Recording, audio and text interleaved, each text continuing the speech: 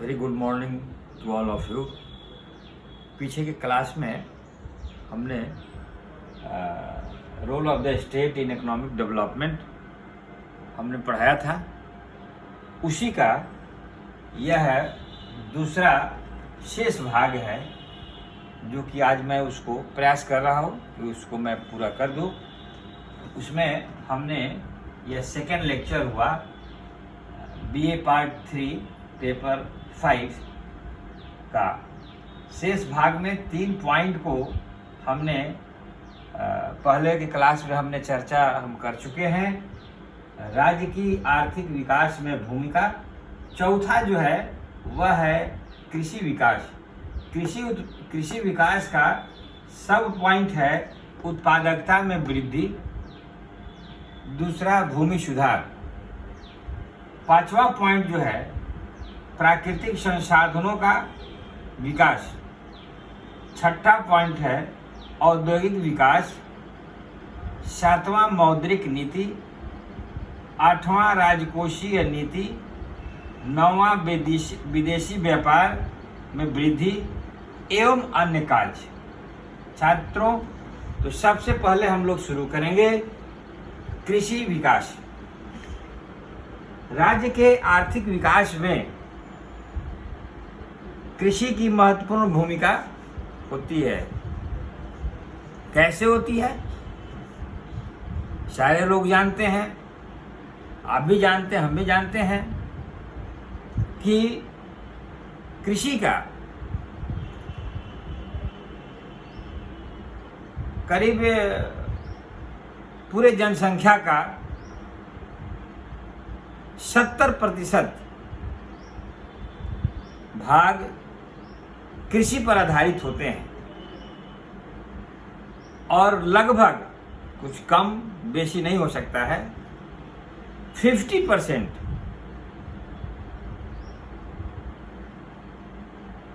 देश को जो आय की जो प्राप्ति होती है वह कृषि क्षेत्र से ही होता है बहुत दिनों से।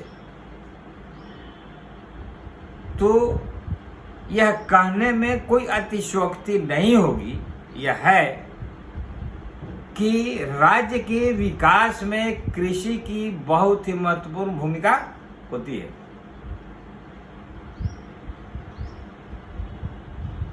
लेकिन अभी भी मेरा देश या हिंदुस्तान अर्धविकसित या विकासशील के श्रेणी में है। इसके पीछे, इसके पृष्ठभूमि में यह भी कारण है कि जबकि अन्य इसके पहले क्लास में हम बता चुके हैं कि इससे कम भूभाग वाला देश विकासशील के श्रेणी में है, विकसित की श्रेणी में है, लेकिन हम विकासशील या विकसित की श्रेणी में हैं। इससे स्पष्ट होता है कि कृषि की जो व्यवस्था है वह संतोषजनक नहीं है, जर्जर है, गतिहीन है, जिसके फलस्वरूप 50% जहां आय की प्राप्ति अगर किसी देश का हो रहा हो और उसका, उस भूभाग का, उस क्षेत्र का, उस सेक्टर का अगर यह स्थिति अगर हो तो इससे स्पष्ट पता चलता है कि उस सेक्टर का संतोषजनक स्थिति नहीं है और वह जो सेक्टर है वह कृषि है। और आज भी हम लोग, हमारे यहाँ का बहुत बड़ा भूभाग जो कृषि कार्य में उपयोग हो रहा है और जनसंख्या का बहुत बड़ा हिस्सा उसमें संलिप्त है और आश्रित भी है। तो दोनों की स्थिति हम देख रहे हैं, उसका परिणाम हमारे और आपके सामने आंख से दिखाई दे रहा है कि कृषि में संलिप्त जो लोग हैं उनकी आर्थिक स्थिति क्या है, उनकी पर कैपिटा इनकम क्या है, और जो इनकी स्थिति होगी उसी का प्रतिफल या उसी अनुपात राष्ट्रीय आय की प्राप्ति होती है। यानी इससे स्पष्ट हुआ कि कृषि कार्य या कृषि में संलिप्त लोगों की स्थिति संतोषजनक नहीं है, और उस संतोषजनक स्थिति पर लाने के लिए राज्य सरकार की भूमिका हो जाती है कि इतना बड़ा भूभाग जिससे राष्ट्र का, राज्य का, समाज का आर्थिक विकास की कल्पना की जा सकती है, उस पर ध्यान देना, उसको विकास की ओर अग्रसर करने में महत्वपूर्ण भूमिका राज्य की हो जाती है। तो उसी संदर्भ में उसका सब पॉइंट जो है उत्पादकता में वृद्धि। छात्रों, कृषि कार्य में जितने लोग संलिप्त हैं, इसके बहुत सारे कारण हैं, और संतोषजनक उत्पादन नहीं होने के पीछे भी बहुत सारे कारण हैं, जिसके फलस्वरूप राज्य सरकार की आज भी प्रयास है या शुरू से प्रयास रही है कि कृषि कार्य को ट्रेडिशनल सिस्टम को एबॉलिश करते हुए मॉडर्न मैकेनिज्म के माध्यम से प्रोडक्शन किया जाए, और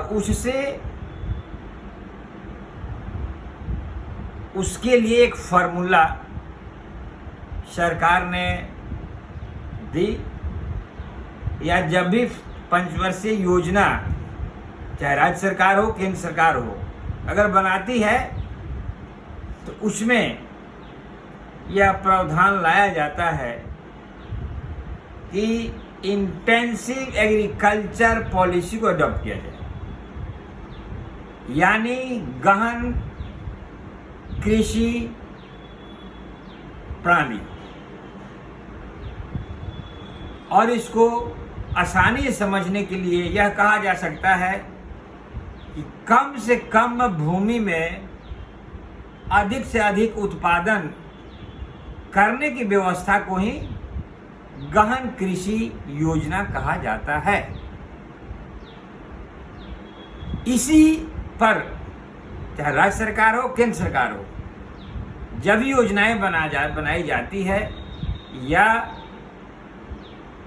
हर एक फाइनेंशियल ईयर में जब इसका मूल्यांकन किया जाता है, तो एग्रीकल्चर प्रोडक्टिविटी को बढ़ाने के लिए इसी मूल मंत्र के माध्यम से सरकार योजना बनाती है, योजना को कार्यान्वित करने का प्रयास करती है। अब उसमें जब आप किताब पढ़ेंगे तो कृषि उत्पादकता के बढ़ाने के लिए सरकार का कौन कौन सा प्रयास पहले से और आज, और कौन कौन सा प्रयास सक्सेस है, कौन कौन सा प्रयास अनसक्सेस है, वो आपको मिल जाएगा। लेकिन मेरा जो काम है वह एक इशारा करना है कि कुछ ऐसा पहलू है जिस पर सरकार का ध्यान आज भी अधूरा है। जैसे अगर सबसे ज़्यादा अनएम्प्लॉयमेंट अगर पाया जाता है तो वह है छिपी हुई बेरोजगारी, जो अधिक से अधिक ग्रामीण क्षेत्र और कृषि कार्य में ही पाए जाते हैं। चूंकि जनसंख्या का भार इतना ज्यादा है कि जो काम 2 आदमी के लिए ही सफिशिएंट है, लेकिन उस पर 10 लोग उसमें लगे हुए रहते हैं, संलग्न रहते हैं। कारण यह है कि जनसंख्या का भार इतना है कि जैसे सपोज कर लीजिए कि एक घर में 10 लोगों की संख्या है,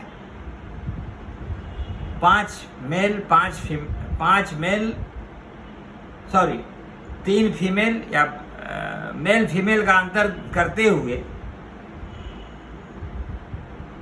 जो भी अगर उसमें कृषि कार्य में सम्मिलित जो भी कार्य हो रहे हैं, अगर उसमें आवश्यकता 3 आदमी का है तो शेष जो लोग हैं वो भी उसमें पार्टिसिपेट सहयोग करते हैं, लेकिन उसके बाद दिन भर वो बेकार बैठे रहते हैं, जबकि वो भी कृषि कार्य करने योग्य हैं। तो वह उतना दे और उनके सामने कोई विकल्प नहीं है, उनके लिए कोई रोजगार नहीं है। तो वह छिपी हुई बेरोजगारी एग्रीकल्चर सेक्टर में पर्याप्त मात्रा में पाया जाता है, जिसका उसी सेक्टर में उसको हम भूत की संज्ञा देने में कोई अतिशक्ति नहीं होगी। वो 5 भूत जो है एग्रीकल्चर सेक्टर में ही पाए जाते हैं, कृषि कार्य में संलिप्त में ही पाए जाते हैं। उसमें है बीमारी, भूख, अज्ञानता, दरिद्रता और बेकारी। छात्रों, यह 5 जो है आर्थिक विकास का बहुत बड़ा बाधक है, और इस भूत को झाड़ने की जवाबदेही, इस भूत को भगाने की अगर जवाबदेही, वह जवाबदेही है तो राज्य सरकार की है। और राज्य सरकार प्रयास करती है और आज भी सरकार प्रयास कर रही है कि यह 5 भूत को अगर भगा दिया जाए तो कृषि की आर्थिक दशा और दिशा भी बदल जाएगी, और उनका जो भी आय की प्राप्ति होगी वो संतोषजनक भी आय की प्राप्ति अगर होती है तो उससे राष्ट्रीय आय में भी वृद्धि होगी। तो इस तरह से कृषि उत्पादकता को बढ़ाने के लिए सरकार की जो भूमिका है वह प्रयासरत जरूर है, सराहनीय जरूर है, लेकिन जिस मात्रा में होना चाहिए उस मात्रा में नहीं है। इसको कहने में, इसको स्वीकार करने में हमें कहीं भी अतिशयोक्ति, कहीं भी संकोच नहीं होना चाहिए। अब हम आगे बढ़ेंगे। भूमि सुधार कृषि कार्य का सबसे बड़ा, अभी फर्स्ट आपने देखा, दूसरा जो रोड़ा है और उदक है वह भूमि सुधार है। एक तो ट्रेडिशनल परंपरागत समय से ही टुकड़ा टुकड़ा में भूमि बटा हुआ है, और बहुत से भूमि कृषि योग्य जो भूमि है वह कृषि कार्य योग्य, पूर्ण कृषि कार्य योग्य नहीं है, या उनको पूर्ण कृषि कार्य योग्य बनाने के लिए प्रयास भी किया गया, लेकिन अभी भी बंजर भूमि की मात्रा कम नहीं है। जोतों का जो भी निर्धारण किया गया वो सब प्रक्रियाधीन है, लेकिन उन सभी जोतों प्रक्रियाधीन होने के नाते भी बहुत सारी खामियां हैं जिसके चलते मेरा उत्पादन प्रभावित होता है। यह सरकार की योजनाएं सक्सेस नहीं हो पाती है। छात्रों, हथबंदी, चकबंदी, ये दोनों सरकार की योजनाएं लैंड रिफॉर्म के माध्यम से चलाया जा रहा है। चकबंदी बंदी हो गया, हथबंदी की बहुत बड़ी कल्पना की गई थी कि जो भी ऑन रिकॉर्डेड जो भी लैंड है वह भूमिहीनों के बीच में वितरित करके उनकी भी आर्थिक दिशा सुधारी जाएगी, उनको भी कृषि कार्य में संलिप्त किया जाएगा और उनसे भी आय की प्राप्ति हो सकती है। लेकिन वो भी कार्य आज भी सपना ही रह गया, साकार नहीं हुआ, जिससे मेरा राष्ट्रीय आय भी प्रभावित हो रहा है। तो कृषि कार्य का दूसरा जो ऑब्स्टेकल है, जो बाधा है, वह भूमि सुधार है, जो आपको देखने को मिलता है। और इससे निजात पाने के लिए सरकार की मुख्य भूमिका होती है और सरकार उस पर पहल कर रही है। आगे हम चलेंगे, प्राकृतिक संसाधनों का विकास। पांचवा है प्राकृतिक संसाधनों का विकास। छात्रों, मेरा देश, मेरा राज्य, इतना बड़ा भूभाग प्राकृतिक संसाधनों से भरा पूरा है, लेकिन इसका उपयोग, इसका खोज, इसको चिन्हित करना, पहचान करना राज्य की जवाबदेही होती है। और राज्य अभी भी जितने वन हुए, नदी हैं, पहाड़ हैं, ये जो भी प्रकृति द्वारा मिला हुआ उपहार के रूप में जो हम स्वीकार करते हैं, यह भी आय का बहुत बड़ा साधन है। लेकिन हम एक पर्यटक स्थल में ही सिमट कर रह जाते हैं। छात्रों में क्रिटिसाइज, आलोचना में नहीं कर रहा हूं, वह भी एक आय का साधन जरूर है, लेकिन अभी माइंस मिनरल्स से जितनी आय की प्राप्ति होती है, अगर राज्य सरकार, केंद्र सरकार उस पर अगर फोकस करे तो कृषि से जितना आय की प्राप्ति होती है, उतना प्रकृति द्वारा उपहार के रूप में मिले हुए वस्तु का सही ढंग से अगर उपयोग किया जाए तो उतनी आय की प्राप्ति प्राकृतिक संसाधनों के माध्यम से भी किया जा सकता है। बशर्ते आज भी सरकार कृषि कार्य से संबंधित बहुत सारा कार्य, वाटर मैनेजमेंट, एग्रीकल्चर सेक्टर में बड़े बड़े नदी पहाड़ के माध्यम से बांध कर वो कार्य हो रहे हैं। कार्य संतोषजनक है, इसमें कोई दो राय नहीं है, लेकिन इसके अलावा भी प्राकृतिक जो संसाधन है, जो रिसोर्सेस हैं, उसका भरपूर प्रयोग करने का अधिकार, स्वामित्व राज्य सरकार को है, केंद्र सरकार को है, जिसकी महत्वपूर्ण भूमिका होती है। और वह भी, उसका भी अगर उपयोग हो तो देश का आर्थिक विकास पर्याप्त मात्रा में होगा। मौद्रिक नीति। छात्रों, यह मुद्रा का जो है रोल कम नहीं है, और उसको नियंत्रित कौन करता है? राज्य करता है। और राज्य किसके माध्यम से नियंत्रित करता है? उसका माध्यम क्या होते हैं? बहुत सारे भिन्न भिन्न सेक्टर के, बैंकिंग सेक्टर हैं, फाइनेंस कंपनियां हैं, और रिजर्व बैंक है, जो कि मूल्य में बहुत ज़्यादा उतार चढ़ाव नहीं हो, कंट्रोल करने की जवाबदेही, किसी भी तरह का भुगतान संतुलन क्योंकि आयात निर्यात जब होता है तो जब तक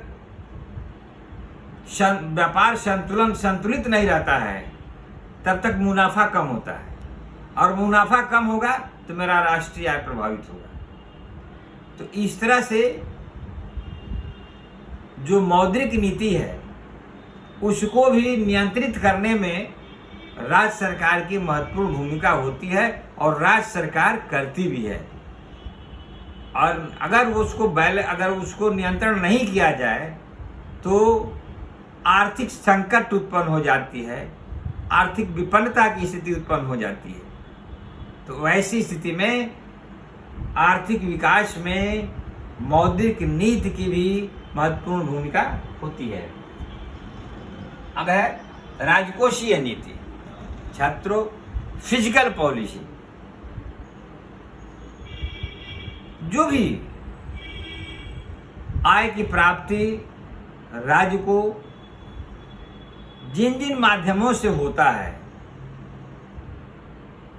तो ऐसा नहीं है कि राज्य की जो भी आय की प्राप्ति फिजिकल पॉलिसी के माध्यम से, राजकोषीय नीति के माध्यम से जो भी मुद्रा का अर्जन होता है उसमें कुछ पूंजी निर्माण के रूप में रखने के बाद वेलफेयर स्टेट होने के नाते भविष्य की कामना करते हुए या भविष्य के लिए उस कोष को सुरक्षित रखा जाता है। यानी राज्य की भी जवाबदेही बनती है कि मेरा राजकोषीय जो राजस्व है, राज्य का, सरकार का जो राजस्व है वह बैलेंस रहे, ताकि अकस्मात योजना में उसका सदुपयोग किया जा सके। एज फॉर एग्जाम्पल, जैसे मान लीजिए आज विपदा की घड़ी में मार्च से कोरोना के चलते जो लॉकडाउन हुआ, इनकम के सारे स्रोत बंद हैं, सभी उद्योग, इंडस्ट्री सभी प्रभावित है। लेकिन अभी केंद्र सरकार ने जो योजना की घोषणा की या राज्य सरकार ने जो भी आर्थिक सहायता अपने अपने संसाधन से जो हो रहा है वह राजकीय राजस्व के माध्यम से ही किया जा रहा है। अगर राजकीय राजस्व का संचित कोष अगर पूर्व से इतना पर्याप्त मात्रा में नहीं रहता तो आप कल्पना कर सकते हैं कि अब विपदा की स्थिति में, इस संकट के काल में देश के नागरिकों की क्या हाल होती। तो इस तरह से राज्य की बहुत ही महत्वपूर्ण भूमिका होती है राजकोषीय नीति बनाने में और राजस्व की रक्षा करने में। है विदेशी व्यापार में वृद्धि। छात्रों, आर्थिक विकास में इंटरनेशनल ट्रेड, जिसे विदेशी व्यापार हम करते हैं, उसका भी बहुत ही महत्वपूर्ण भूमिका है, और वह आयात निर्यात के ऊपर निर्भर करता है,